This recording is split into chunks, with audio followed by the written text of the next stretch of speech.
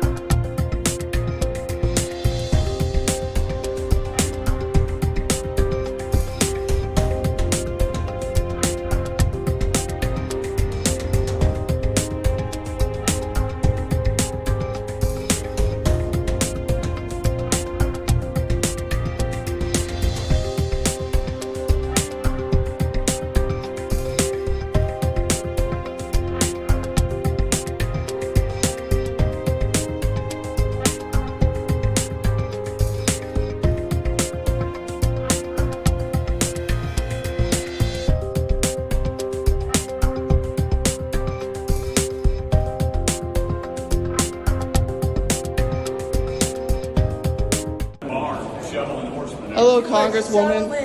Horse manure. Well, that sounds like fun. Wait, Congresswoman Crockett. But it sounds. Congresswoman Crockett, you were recently on a Tesla takedown call calling for violence on the that's what it is 29th. to be here, right? Would you like to clarify your comments? As you can see. Congresswoman, No, will you it's just- condone violence at the church?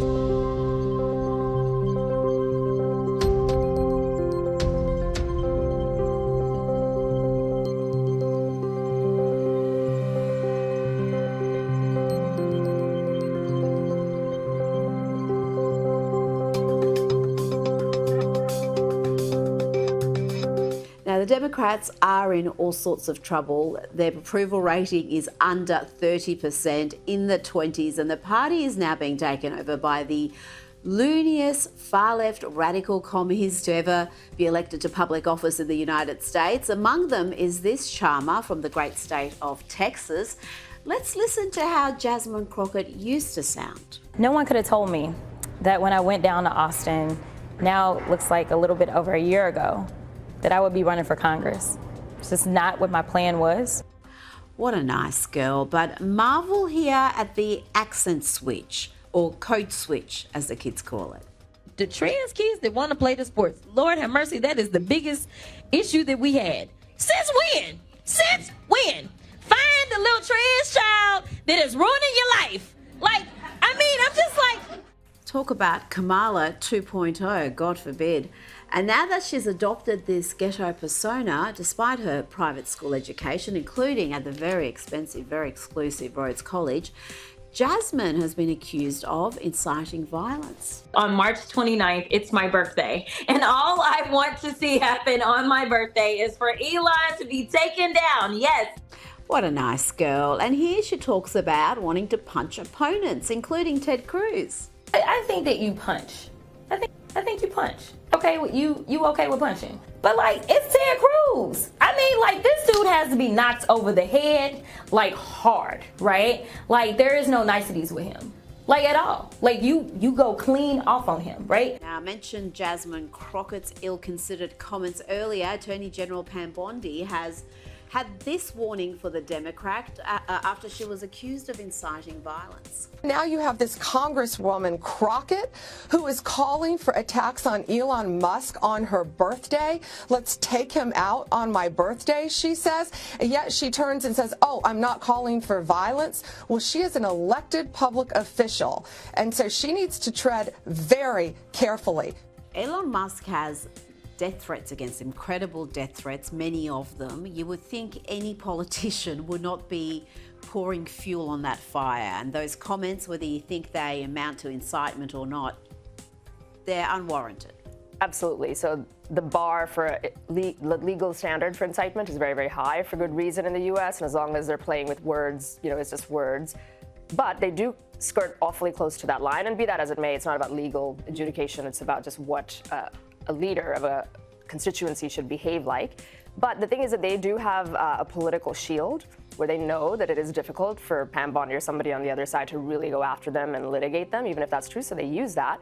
That's why you see her. You see Maxine Waters comes to mind. She used to say push back. You had Chuck Schumer reaping the whirlwind against the Supreme Court on the steps. You had Governor Phil Murphy of New Jersey saying openly that he's aiding and abetting an illegal on top of his garage, which is against the law. So they're definitely coming very close to that line, and we'll see how much the other side pushes back. And this is after a Republican was shot during a baseball game, Steve Scalise, and it seems to have really not sent the message home that they do have lunatic supporters who could take something that is said, even if it's kind of in jest, kind of not, and do some damage. Now,